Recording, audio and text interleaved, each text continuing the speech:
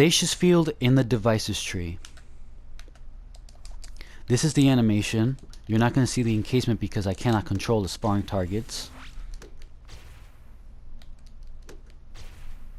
Stasis Field cost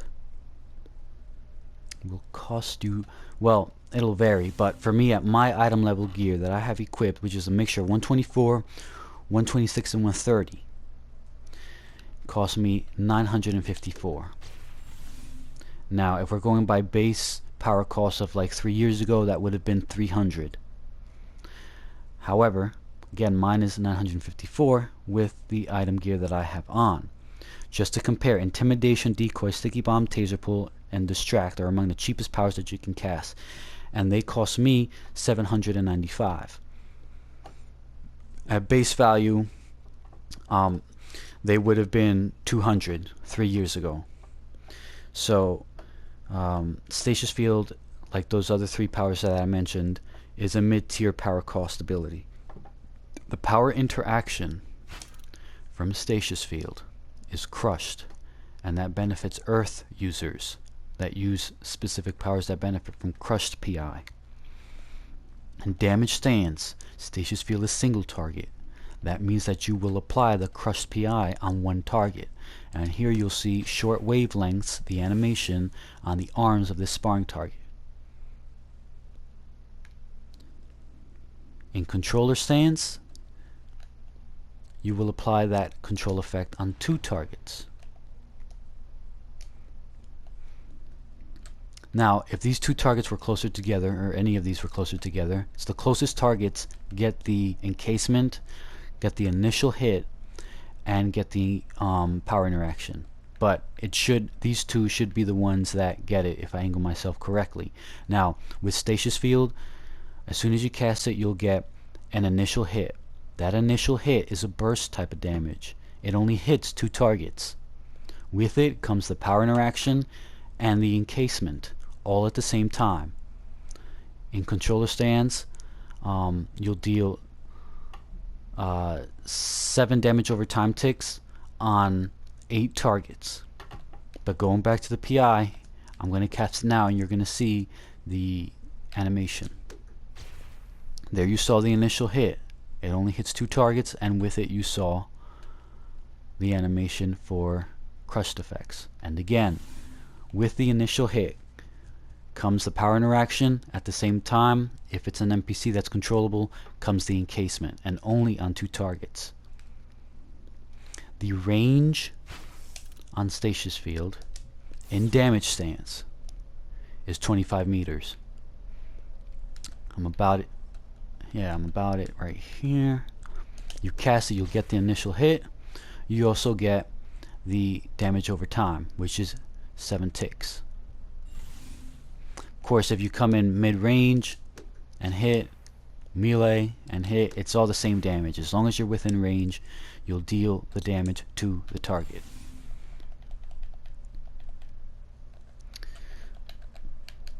Now, in controller stance, Stasis Field is one of your defense debuffs. The other is Gauss Grenade. The reason why Stasis Field is not always used is because it encases targets, and when it encases targets, it has a habit of either your attacks or other players' attacks, or even the tanks, pushing those targets away. Most burst abilities in this game bypass the encasement shell to deal damage on the target inside. However, that's not the primary reason, of course with the exception of weapon damage, but that's not the primary reason people don't recommend you use it, or do not use it.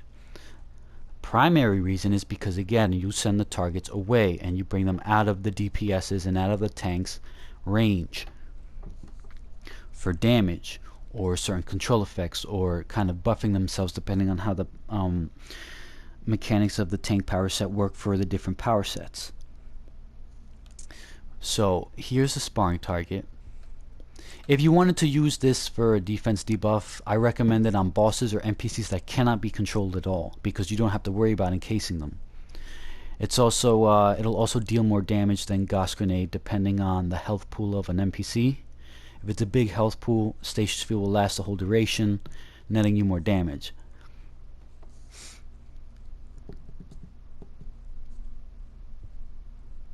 Actually, I might take that back, considering that Gauss Grenade did get a buff to his burst damage.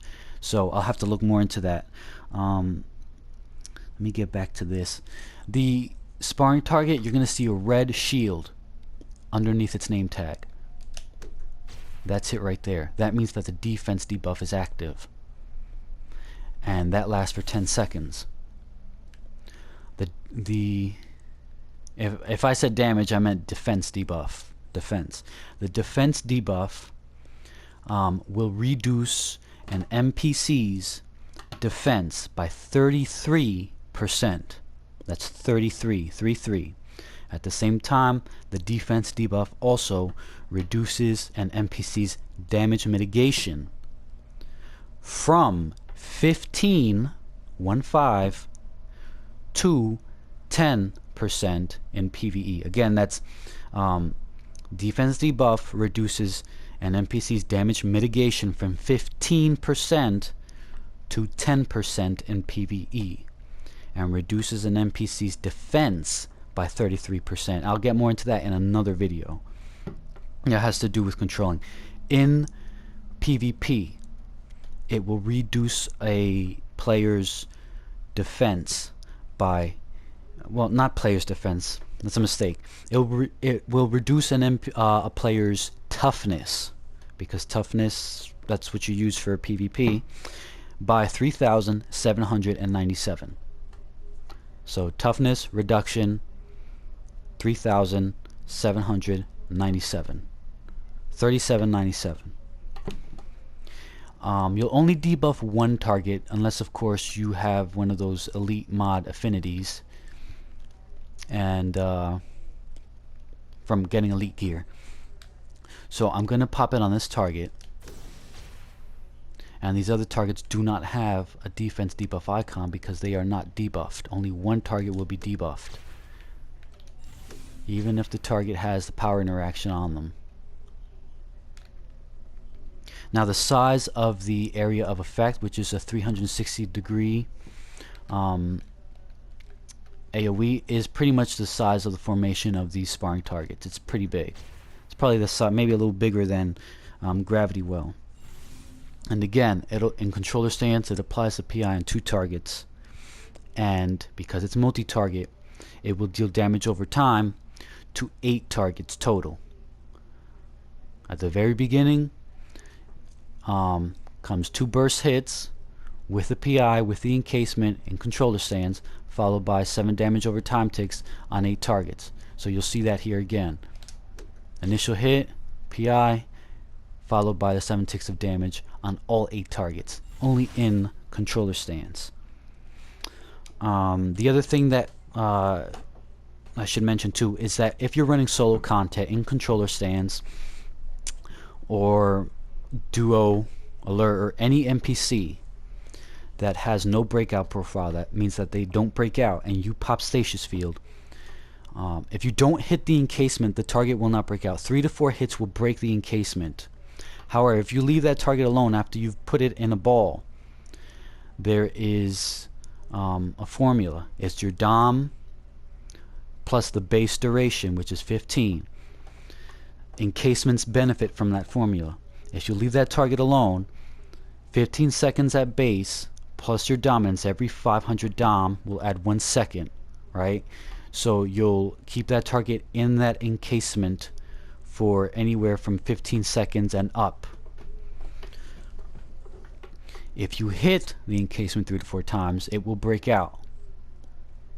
So that's if you just wanted to escape some ads, kind of just, well, you know, whatever, escape, skip a hallway. You want to cast that power, but again, you'll only hit 2 targets. Now, in damage stance, Stasis Field benefits from Battle Display. This is Battle Display, and Battle Display, as long as that screen is up, you'll benefit from power regen, and Stasis Field is one of the powers that prolongs it. Now, post-game update 54's hot fix, not the update itself, but the hot fix after it, and it may come in game update 55, you will be able to just cast Battle Display and Stasis Field, and you can literally spam Stasis Field or any other power that inflicts power interaction, and you'll keep battle display up. Same thing with the actually not the same thing. If you use it with the advanced mechanic, something like EMP or P-Dart, you don't have to hit a target. You could hit EMP, 2 other powers, and as long as EMP hits a target, you will deal advanced mechanic damage. So more than likely, game update 55, you'll be able just to spam Stasis Field. And this kind of works too if you are a DPS and you're running with a controller who's encasing targets, or you just happen to be the controller encasing targets. Alright, let's just say, for example, I'm the DPS. If a target's encased, I don't have to hit the target. My damage doesn't have to register on them. I can just cast the power and continue on with my 2 other powers, and EMP, once I get close enough, will deal AM damage. Now, the powers that bypass the encasement, they ignore the shell and hit the target inside, are Gauss Grenade, Napalm Grenade, Neural Neutralizer, most attacks from the turret, Cryofoams damage over time, Cryofields damage over time, Fear Gases damage over time, EMP and P-Dart. EMP and P-Dart deal AM damage when you use Distract or the 3 powers that inflict power interactions. So if you're the controller encasing crap, or you're a DPS running with a controller in a duo or whatever instance, just get close enough, pop EMP, that damage is going to hit the target inside. Again, in damage stance, Stasis Field is single target, and it's a pretty good focus firing ability to use. You'll deal 1 tick, 1 initial tick, 1 burst hit, followed by 7 ticks of damage. That's all you do with it in damage stance. The powers that only hit the encasement and do not hit the target inside are Vortex Cannon and, if I remember right, Taser Pull. Unless there was some recent change to it, those 2 powers do not register on targets inside encasements. Powers like Sticky Bomb, they only register 1 tick of damage on the target inside, and the other 3 ticks don't register damage inside.